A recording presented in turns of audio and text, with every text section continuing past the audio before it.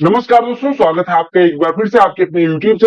इस वीडियो में हम एसएससी सीजीएल 2024 के फोर्थ शिफ्ट यानी कि 10 सितंबर फर्स्ट शिफ्ट का मैथ्स का सोल्यूशन करने वाले हैं। पहले प्रश्न में क्या कहा गया कि अगर टी 0 से 90 के बीच में हो तो कौन सा सही होगा। आपको पता है 0 से 90 यानी 0 नहीं लेना और 90 नहीं लेना, 30 45 60 लेना, आप आसानी से कर पाओगे। आपसे पहला स्टेटमेंट कहा गया sine T is equal to cos T जब टी बराबर 45। आपको पता है जब टी बराबर 45 होता है साइन टी बराबर कॉस टी होता है, यहाँ पे नॉट इक्वल टू दिया गया, ये स्टेटमेंट गलत होगा। अगर हम टी 45 से बड़ा लेना है, मान लेते हैं कि 90 डिग्री। अगर साइन 90 निकालेंगे 1, कॉस 90 0, क्या 1 बड़ा है या 0? आपने कहा 1, तो ये भी स्टेटमेंट गलत। अगर टी इज लेस देन 45 हम मान लेते हैं 30, साइन 30 1/2 कॉस 30 √3/2, क्या 1 बड़ा है या √3? आपने कहा √3, तो ये ऐसे होना चाहिए, यानी ये स्टेटमेंट भी गलत। Sine T is less than cos T अपने आप हो जाएगा अगर टी लेस देन, ये देखो यही वाला स्टेटमेंट। ठीक है, समझ आ गया। ये जो टेबल है वो रिसर्च स्कॉलर को दिखाती है और उसमें फीमेल रिसर्च स्कॉलर अलग अलग डिपार्टमेंट में दिखाती है। आपको फिजिक्स, केमिस्ट्री, मैथमेटिक्स और स्टैटिस्टिक्स डिपार्टमेंट दिया गया, कितने स्कॉलर्स है और उसमें फीमेल स्कॉलर्स कितनी है, ये दिया गया। आपको क्या कहा गया, रेशियो निकालना है मेल रिसर्च स्कॉलर का मैथमेटिक्स और स्टैटिस्टिक्स में। आपको मैथमेटिक्स में मेल और स्टैटिस्टिक्स में मेल का रेशियो निकाल। मैथमेटिक्स में टोटल स्कॉलर्स 18 जिसमें से 4 फीमेल यानी कि 14 मेल। स्टैटिस्टिक्स में 12 स्कॉलर जिसमें से 3 फीमेल यानी कि 9 मेल। यही रेशियो पूछा गया। a+1/a, ये प्रश्न आए तो क्या करना है, आपको पता है a+1/a अगर k हो तो a² +1/² k² -2 होता है। एक्स वाई जेड 3 पॉइंट है एक प्लेन में, एक्स वाई बराबर इतना, वाई जेड बराबर इतना। अब देखो एक चीज आपको पता होगा कि अगर 3 पॉइंट्स कोलीनियर हो, कोलीनियर कैसे पता चलता है कि अगर दो भुजाओं का सम यानी X Y plus Y Z बराबर एक्स जेड हो, इफ लिख लेना X Y plus Y Z बराबर एक्स जेड हो, तो ये कोलीनियर होते हैं। तो कुछ लोग कहेंगे ऐसा ट्राइंगल भी तो बना सकते हैं, दिमाग में आ गया होगा कि 11 ये मान लेते, 13 ये मान लेते। एक बात बताओ, एक्स जेड हमें कितना लेना पड़ेगा, 14। एक बात बताओ कि कोई त्रिभुज ऐसा पॉसिबल है जिसमें दो भुजाओं का योग तीसरी भुजा के बराबर हो जाए? No triangle is possible in which the sum of two sides is equal to third side, क्योंकि आपको पता है किसी भी ट्राइंगल के लिए sum of two sides will always be less greater than value of third side or the difference of two sides, any two sides will always be less than third side। हमने कहा collinear हो गए क्योंकि X Y plus Y Z बराबर है, और अगर 3 point collinear हो जाए तो उनसे गुजरने वाले वृत्तों की संख्या 0 होती है, यानी उससे कोई वृत्त नहीं गुजर सकता। ये पहले शिफ्ट के सोल्यूशन में भी करूंगा। दूसरी चीज, एक चीज बता दूं आपको, प्रश्न ये होमवर्क समझ लो कि दो बिंदु से गुजरने वाले वृत्तों की संख्या क्या होगी, कमेंट सेक्शन में आपको बताना है। तो अगर दो फ्रेंड है राम एंड रवि, उनकी एज का डिफरेंस जो है वो 7 साल। राम की मदर माया देवी 3 गुना है राम की आयु। हम मान लेते हैं राम भाई साहब एक्स के हैं, तो उनकी मम्मी माया देवी 3x की है। ठीक है, राइट, 3x दिख रहा है आपको, 3x। तो अगर रवि जो है 4 गुना है अपने ब्रदर सोहन का, यानी कि रवि की बात करें, रवि अगर मैं मानू या सोहम को मानू, सोहम मान लो y का है तो रवि 4y के है, इसके 4 गुना है। तो आपसे कहा गया कि ages of Maya Devi and Soham differ by 65 years, यानी आपको क्या दिया गया, माया देवी की आयु 3x और माइनस सोहम y। आपको पता दोनों जो दोस्त है उनकी आयु का अंतर x-4y बराबर 7x। आपको क्या निकालना है, राम की मां माया देवी की उम्र ज्ञात करनी। ठीक है, माया देवी की उम्र यानी कि आपको निकालना 3x। 3x निकालने के लिए आपको x पता होना चाहिए, यानी y कैंसिल करना पड़ेगा। y कैंसिल करने के लिए यहाँ पे 4 से गुणा मारो, यहाँ पे भी 4 से गुणा मारो, चलो 4 से गुणा करो, 4 4 4, तो यहाँ पे 12x हो गया और इधर x हो गया, घटाओगे तो 11x बचेगा। 4 गुणे 65 240, 240 260, 260 में से 7 घटेगा 200। 11x बराबर 253, x बराबर 23, x बराबर 23, तो माया देवी बराबर 29। राइट, ये प्रश्न पूछा गया, ये टफेस्ट क्वेश्चन था, I don't know why but it was toughest. देखो देखते हैं, क्योंकि 2 + tan square 2a + cot square 2a upon sec 2a into cos, जब ऐसा कुछ आए 2a 3a 4a 5a आए और ऑप्शन में भी 2a 3a 5a ही दिए रहे, तो आप 2a को कुछ मान लिया करो x, मान लो कि 2a ही कोई एक सिंपल सा एंगल x लिखा हो। तो आपको प्रश्न में मान लो दिया गया 2 + tan square x + cot square x upon sec x into cos x। देखो अगर मैं tan x + cot x के स्क्वायर की बात करूं, ये सबको पता होगा, ठीक है, तो आप कहेंगे इससे हो जाएगा tan square x a square plus b square और प्लस 2ab यानी कि 2 हो जाएगा। और एक फॉर्मूला आपको पता होगा कि tan x + cot x होता है sec x into cos x। क्यों होता है, क्योंकि आपको पता है कि tan x को लिखेंगे sin x बटे cos x और cot x को लिखेंगे cos x बटे sin x। अंश हर बराबर करेंगे तो sine square x plus cos square x upon sine x into cos x, जो कि पलट के यही बनेगा। तो दो फॉर्मूले आपको यूज करने। यहाँ पे ऐसे लिखा है 2 प्लस, यानी कि ये वाला लिखा है तो हम कह सकते हैं ये लिखा हुआ है tan X plus cot X का होल स्क्वायर, राइट। यानी tan X plus cot X का होल स्क्वायर, यानी कि ऊपर लिखा हुआ है sec X into cos X का होल स्क्वायर, ठीक है। और नीचे क्या लिखा हुआ है sec X into cos X, ठीक है। ये कट जाएगा, यानी आपका आंसर आ जाएगा sec X into cos x, जबकि ऑप्शन में ऐसा कुछ नहीं दिया गया। तो क्या sec x minus cosec x sec X into cosec x के बराबर होता है, देख लेते हैं। क्या sec x minus cosec x sec X into cosec x के बराबर होता है? आप कहेंगे देखो हम मान लेते हैं एक्स बराबर 30 डिग्री है, तो sec 30 की वैल्यू 2 इंटू कॉसेक 30 की वैल्यू 2 बाई रूट, एक मिनट, sec 30 की वैल्यू 2 बाई रूट 3, ठीक है। और इंटू कॉसेक 30 की value 2 into 2 by root 3, 4 by root 3। और अगर हम यहां सॉल्व करेंगे तो sec एक्स कितना हो जाएगा 2 minus cosec X 2 by root, यानी ये कितना हो जाएगा 2 रूट 3 माइनस 2 बटे रूट 3, यानी आपका बचेगा 2 times of root 3 minus 1 upon root. इसकी वैल्यू आपको पता है, इससे लगभग 1.2 के करीब आ जाएगा, और ये 0.7 के करीब, यानी कि गुणा करेंगे तो 12 7 84, यानी कि लगभग 0.9 के करीब आपका आंसर है।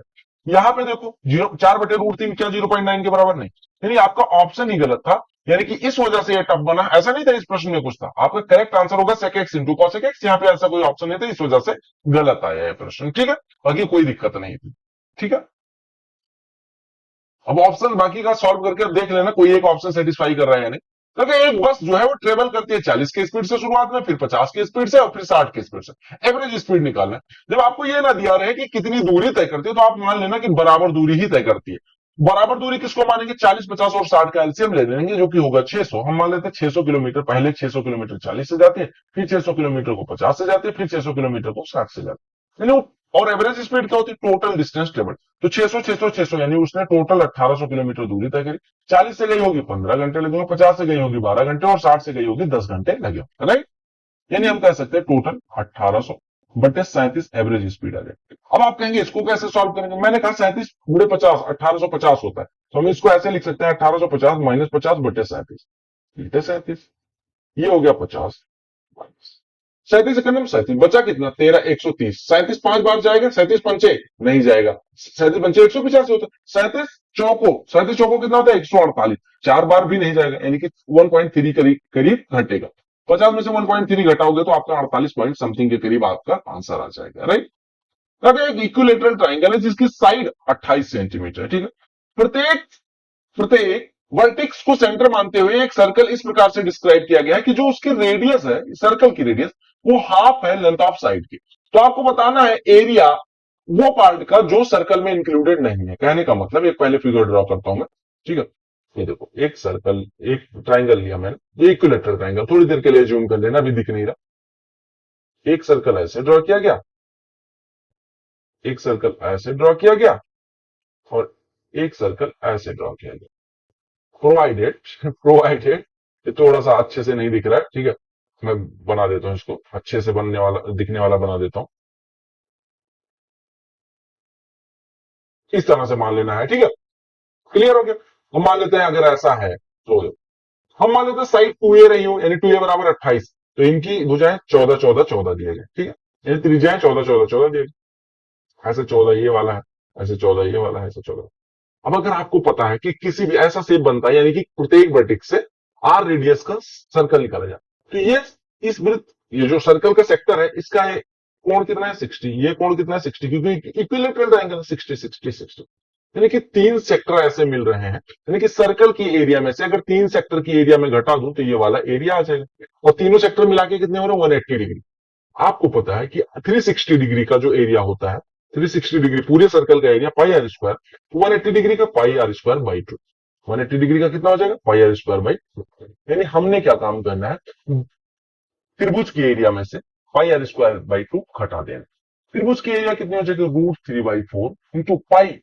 पाई कितना है, पाई की वैल्यू कितनी है, अरे हमें पाई की क्या जरूरत, √3/4 इंटू साइड का स्क्वायर, साइड 2r दी गई थी, यानी कि ये 4r स्क्वायर हो जाएगा, और माइनस आपको पता है पाई आर स्क्वायर बाई 2 इससे घटा, राइट।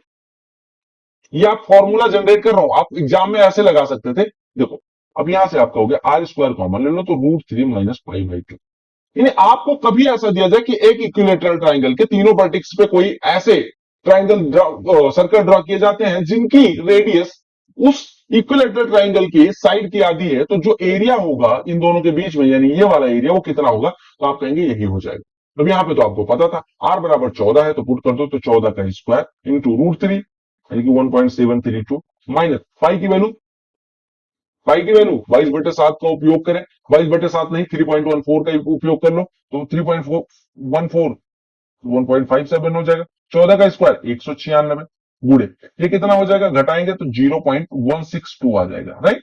अब 0.162 से गुणा कर लो, तो 16 से 16 दूना 32, ये लगभग मान लो कि ये 200 लिखा है, 16 दूना 32 यानी 32 के करीब हो जाएगा।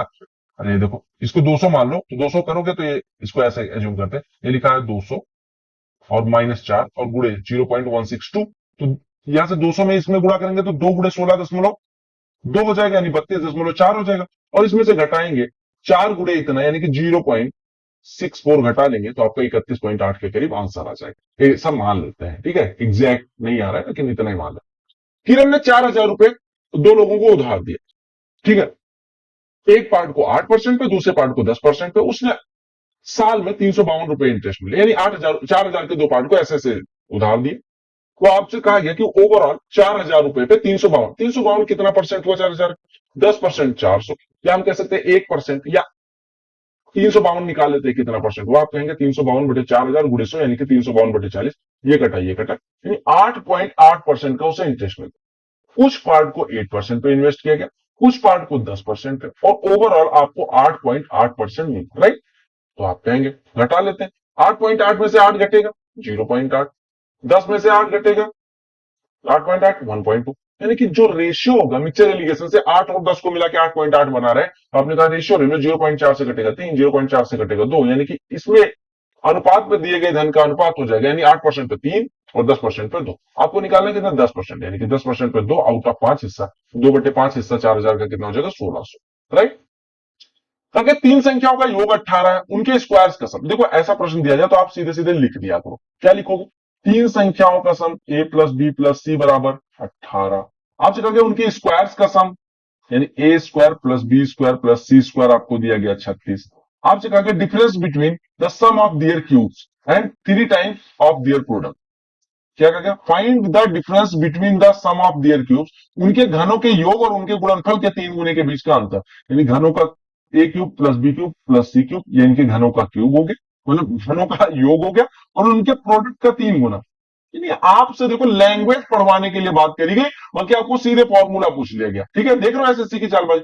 आपको पता है कि अगर A plus B plus C पता हो, A square plus B square plus C square पता हो, ये वाला कौन सा फॉर्मूला लगाते हैं, आप कहते हैं A plus B plus C bracket में A square plus B square plus C square और माइनस कॉमन लेके A B plus B C plus C. आप कहते हैं कुछ भी छोड़ो, A B plus B C plus C, आपको पता है कि अगर A plus B plus C का स्क्वायर करूं तो क्या मिलेगा, A square plus B square plus C square plus 2ab plus 2bc plus 2c है, राइट। और ये बराबर कितना हो जाएगा, 18 का स्क्वायर 324। हम यहाँ पे वैल्यू रख देते हैं, square plus B square plus C square 36, 36 इससे घट जाएगा तो 288 हो जाएगा, 288 का आधा 144, यानी इसकी वैल्यू आ गई 144 minus A square plus B square plus C square कितना है 36, और A plus B plus C कितना है 18, यानी आपको इसी को सॉल्व करना है, तो 18 इंटू 36 माइनस 144, 36 चौको 144, तो ये माइनस का 108 हो जाएगा, राइट। तो 18 गुणे 108 1800 और 18 अट्ठे 144, 1800 और 144 1944 हो जाएगा, माइनस आपका ऑलरेडी लगा हुआ, राइट। इसको सिंप्लीफाई करना था, तो इसमें सबसे पहले आपको पता है ऑफ सॉल्व करेंगे, तो 18 दूना 36, 36 9 में डिवाइड होगा तो 1/4, 1/4 का 4 में गुणा होगा 1, माइनस 4 में 8 का डिवाइड होगा 1/2, 1/2 में 2 का गुणा होगा ये भी 1, ठीक है, प्लस 3 का 2 में गुणा होगा 6, 6 15 में डिवाइड करके 2.5, 2.5 दूना 5, तो 5 प्लस 1 माइनस 1। बार ग्राफ जो है वो दिखाता है सेल्स ऑफ बुक्स 6 स्कूल्स का 2 कॉन्जिक्यूटिव ईयर्स 2013-14 का। देखो क्या दिया, 6 अलग अलग स्कूल है ABCD EF, वो अलग अलग साल 2013 ब्लू वाला है, 2014 में उनकी बिक्री ऑरेंज से दिखाई गई। तो आपसे क्या कहा गया, तो what percentage of average sales of ABC in 2014, 2014 का ABC का सेल A B और C का 2014 का एवरेज जो है, ठीक है, is the average sales of ACF in 2013, ACF 2013, ACF 2013। अब देखो पहले एवरेज सेल निकालो, ये कितना है 70, ये कितना है 35, 105 हो गया, 105 और ये कितना है 80, 105 और 80 185, 185 बटे 3 इसका एवरेज हो गया। और दूसरा निकालते हैं ये वाला, ये कितना है 50, ये कितना है 50 और ये 60, 110, 110 और ये 40, 150। यानी कि आपसे कहा गया कि what percentage of the average sales of A B C is the average sales of, यानी 185 बटे 3 का 150 बटे 3 कितना परसेंट है। यानी आपसे बेसिकली पूछा गया 185 का 150 कितना परसेंट है। आप कहेंगे 150 बटे 185 और गुणे में 100 लगा देंगे। आपने कहा 5 से काटा 20, मैंने कहा 5 से इधर भी काट दो, 5 से काटोगे ये 37 हो जाएगा। ठीक है, अब ये 3000 में 37 से डिवाइड करना है। अभी हमने 37 से डिवाइड करना सीखा है। 37 से डिवाइड करेंगे तो कितना हो जाएगा, 37 दाम में 370 और 37 दूना 74, यानी कि हम कितनी बार ले जा सकते हैं, 9 बार ले जा चुके हैं। 37 दाम में 370 और 74 कम पड़ रहा है, 370, लेकिन 370 में 70 कम पड़ रहा है, नहीं तो 2 बार जाता, राइट। लेकिन 2 बार जाने के लिए आपको पता है कि 70, 37 दाम में 370, अब आपको पता है कि 2 बार जाने के लिए 74 होना चाहिए, यानी कि 74 नहीं 70 ही कम पड़ रहा है, यानी आप कितनी बार ले जाओगे, 9 बार ले जाओगे, बिल्कुल ले जाओगे। ठीक है, अब देखो 37 नवैया कितना होता है, मैंने कहा 37 नवैया कितना हो जाएगा, 200 और 337 हो जाएगा। तो 37 नवैया हमने कहा 37 अट्ठे, सॉरी पहली बार 8 ले जाएंगे, तो 37 अट्ठे कितना हो गया, 37 अट्ठे हो गया 333 में से 296, ठीक है 296 हो गया, हाँ 37 अट्ठे 296, तो 8 बार गया और ये बचा कितना 440, 37 इक्यानवे 37, यानी 81 समथिंग परसेंट हो जाएगा, राइट। कहा मार्क प्राइस में difference between selling price with discount of 65% and with 2 consecutive discount, इतना मार्क प्राइस बताना। देखो अगर एक डिस्काउंट दिया 65% का तो वो कितने में बिकेगी 35%, राइट। अगर 30% और 40% का दो सक्सेसिव डिस्काउंट दिया है तो आपको पता है सक्सेसिव डिस्काउंट का रिजल्टेंट कितना होता है, लेकिन 30 40 70 माइनस 12, 70 माइनस 12 58, यानी 58% का डिस्काउंट देंगे तो 42%, यानी कोई चीज पहले 35% में बिकती है बाद में 42%, यानी डिफरेंस कितना है 7%। किसका, मार्केट प्राइस का। मार्केट प्राइस का 7%, अगर आपको 105 दिया गया तो 1% 15, 100% 1500, राइट। 3 पाइप है पी क्यू आर जो 40 मिनट 80 मिनट और 120 मिनट में भर सकते हैं, पी क्यू और आर, राइट। शुरू में तीनों पाइप खोल दीजिए, पहले आप टंकी की धारिता निकाल लिया करो, टोटल एलसीएम 120 लीटर, यानी कि 40 मिनट में 120, 80 मिनट में 120, एलसीएम 240 होगा, देख रहे हो, ऐसे गलती नहीं करनी है, ठीक है। एलसीएम लिया हमने 240 हो गया, 40 मिनट में 240, 80 मिनट में 240 और 120 मिनट में 240, तो इतना इतना हो जाएगा। अब आपसे कहा गया कि अगर टंकी को आधे घंटे में भरना हो, अगर हमें टंकी को आधे घंटे में भरना है तो क्यू और आर को कितने समय बाद बंद कर देना चाहिए। आधे घंटे में भरने का मतलब क्या हुआ कि आधे घंटे तक क्यू और आर को बंद करना है, पी को तो बंद नहीं करना, यानी कि आधे घंटे तक 30 मिनट तक ये चले हैं। 30 मिनट तक अगर ये चल जाएंगे तो 180 लीटर भर देंगे 240 में से, यानी बचेगा कितना 60 लीटर, और 60 लीटर ये दोनों जब तक चले, यानी ये दोनों मिलके कुछ मिनट में भर देते हैं, कुछ मिनट में भर देते हैं। ये दोनों एक साथ काम करेंगे तो 6 लीटर भरेंगे, 60 लीटर भरने के लिए 10 मिनट की आवश्यकता होगी, यानी 10 मिनट बाद इनको बंद कर दिया जाए, 30 मिनट में टंकी अपने आप फुल हो जाएगी, राइट। सही किया। आपने कहा ये कैसे गलत कर दिया, इतने समय के बाद पी क्यू और आर को बंद, ताकि टंकी सिर्फ आधे घंटे में पूरी तरीके से भर जाए। अब देखो हमने क्या गलती कर दी, 40 से 6 हुआ था, 80 से 3 हुआ था, अच्छा ये देख रहे हो यहां पे 3 कर लेना, 4 नहीं 3 कर लेना, ठीक है। यानी कि 3 2 5, 5 1 मिनट में भरेंगे तो हमें भरना कितना 60, यानी कि 12 मिनट तक चलना पड़ेगा इनको, ठीक है। 12 मिनट आपका करेक्ट आंसर। अब देखो 10 था, मैं एक 47.5 नंबर मेरे हो जाते प्री में, क्योंकि मैं 12 मार्क के 10 मार्क करके आगे बढ़ जाता। तो ये गलती न करना, ओवर कॉन्फिडेंस इसे कहते हैं। एक पोल है जो 10 मीटर लॉन्ग है, स्लैंटली अगेंस्ट अ वर्टिकल ऑल, कहने का मतलब क्या है, एक पोल है 10 मीटर लंबा जो एक दीवार के सहारे 30 डिग्री का हॉरिजॉन्टल से कोण बनाते हुए खड़ा है, तो कहा कि ये दूरी कितनी है। अब आपको कौन सी दूरी निकालनी है, ये बात आपको आधार निकालना है, आपको कर्ण पता है, तो कॉस ले लेंगे, cos 30 बराबर कितना हो जाएगा x/10, cos 30 कितना होता है √3/2, √3/2 बराबर x/10, तो x बराबर कितना हो जाएगा 10√3/2, यानी कि 5√3, आपको यही निकालना। कहा कि कौन सा क्राइटेरिया यूज करते हुए दो ट्रायंगल कॉन्ग्रुएंट नहीं हो सकते, तो एंगल एंगल एंगल, दो इक्विलेटरल ट्रायंगल कॉन्ग्रुएंट होंगे कब, जब उनकी साइड बराबर होगी। ऐसा नहीं कि 60 60 60 के तीनों हो गए तो कॉन्ग्रुएंट, कॉन्ग्रुएंट मतलब सारी चीजें समान। तो एक 6 वाला हम भुजा वाला ले, एक 7 भुजा वाला, क्या कॉन्ग्रुएंट होंगे? नहीं। तो आप तो पहले ही ऑप्शन करेक्ट हो गए। अगला प्रश्न देखते हैं, क्या कहा गया? रमेश ने कुछ आइटम परचेज करा, ठीक है, एक डीलर से 19 नवंबर को, ठीक है, 19 नवंबर को उसने कुछ आइटम परचेज करा, बिल जो है 5480 का है।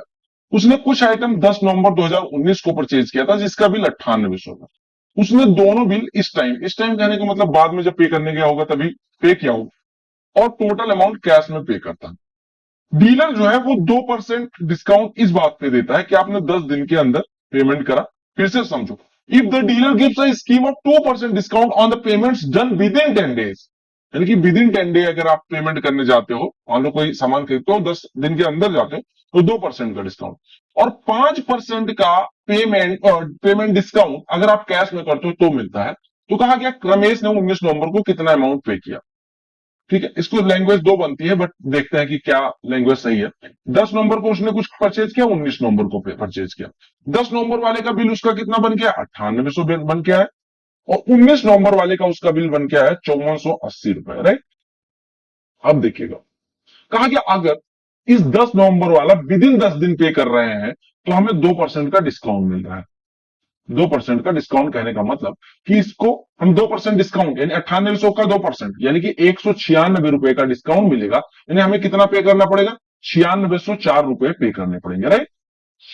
चूंकि हम 19 को पे करने जाते हैं, यानी कि 2% का डिस्काउंट वाली स्कीम यहां एप्लीकेबल। और अगर हम कैश में पे करते हैं, ये वाला अमाउंट अगर हम कैश में पे कर रहे हैं तो 5% का डिस्काउंट।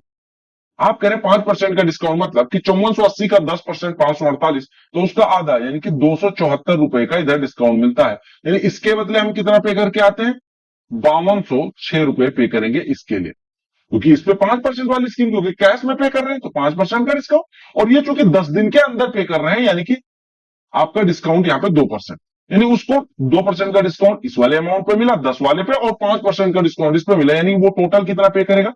9604 प्लस 5206, यानी कि कितना हो जाएगा? 14810 रुपए पे करेगा।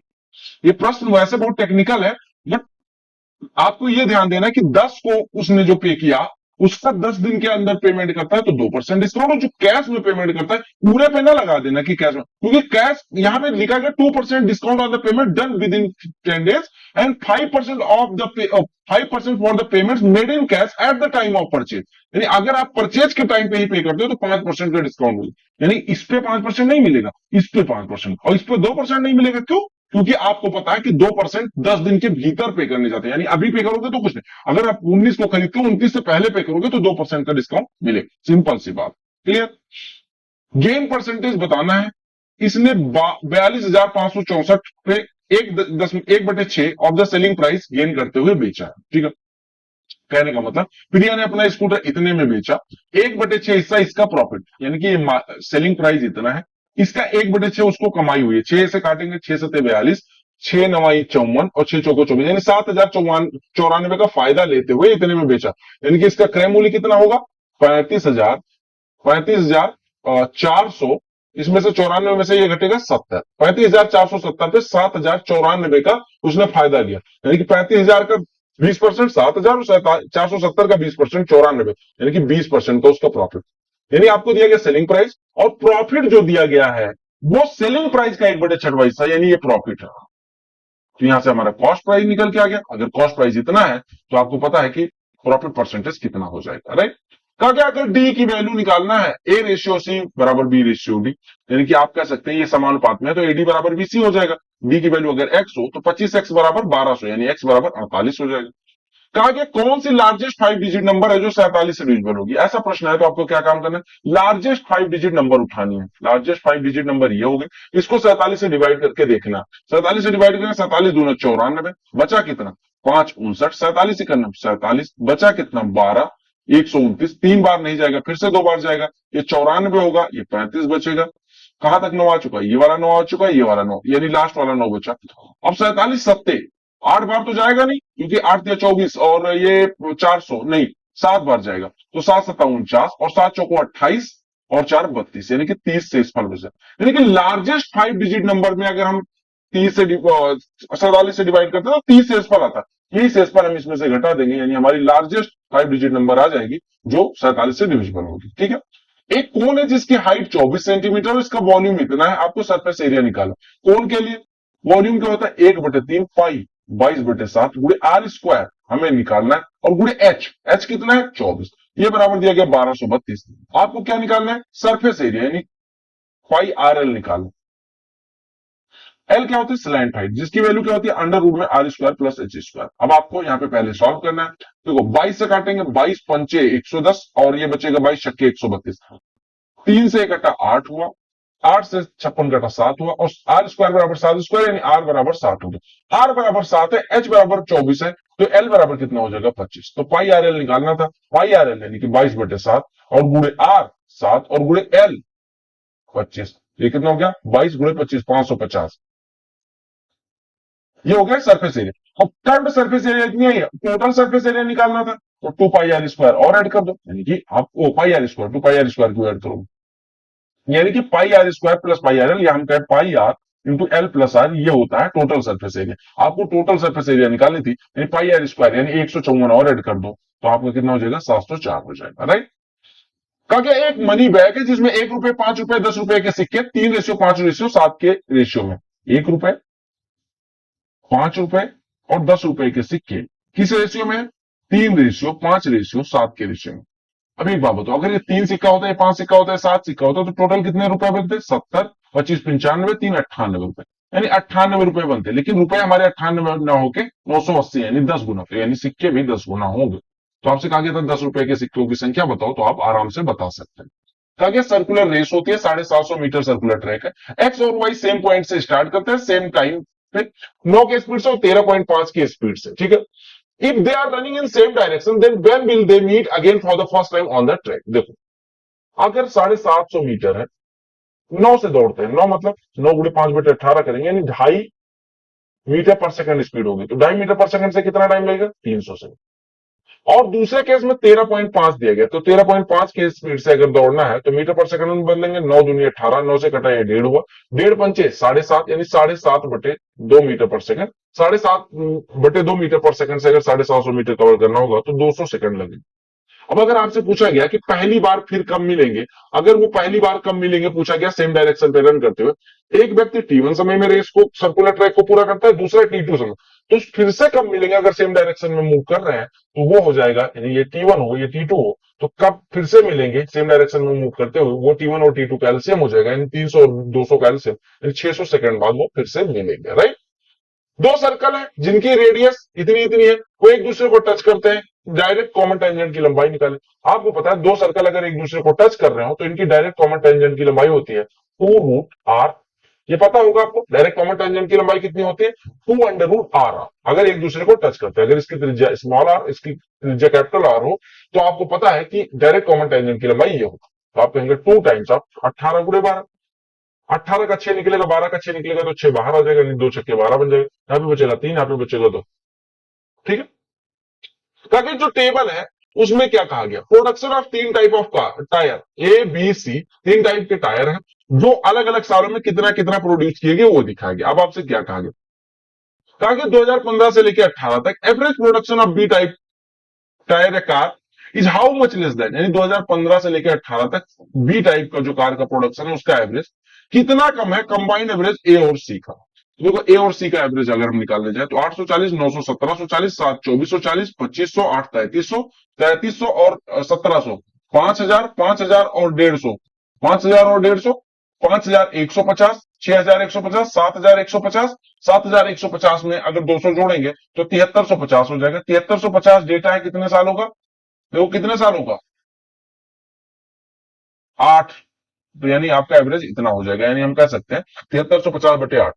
और आपको बी का एवरेज अगर निकालना है तो 6 7 13 6 और 19 5 24 24 24 और 1 25 2590 2590/4 इनका हो जाएगा।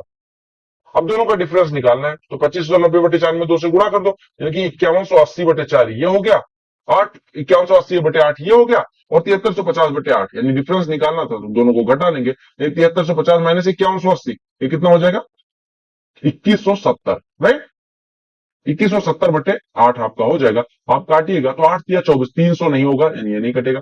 आप काटिए 8 दूनी 16, 5 57, 8 सत्ते 56, ये 8 सत्ते 56, एक 10 आर्टिकल नंबर 8, 2, 8 दूनी 16, 8 पंचे 40, यानी 271.25 आपका डिफरेंस आ जाएगा। अरे क्योंकि 8 डेटा का एवरेज इतना आया, 4 डेटा का एवरेज इतना आया, दोनों का डिफरेंस लेना था, हमने बस सिंपल सा कैलकुलेशन कर लिया।